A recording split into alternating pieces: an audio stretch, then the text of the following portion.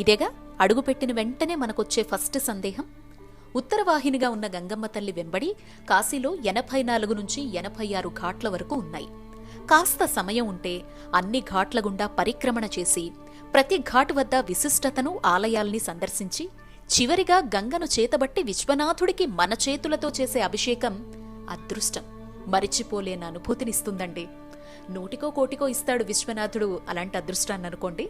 అలా కుదరలేదు అనుకునేటువంటి పక్షంలో మనల్ని మనం పవిత్రుల్ని చేసుకునేందుకు ఎక్కడ స్నానం చెయ్యాలి, ఎక్కడ పిండ ప్రదానాలు వదలాలి అని ఆలోచిస్తే కాశీలో పంచగంగా స్నానం చాలా చాలా పుణ్యప్రదం అండి.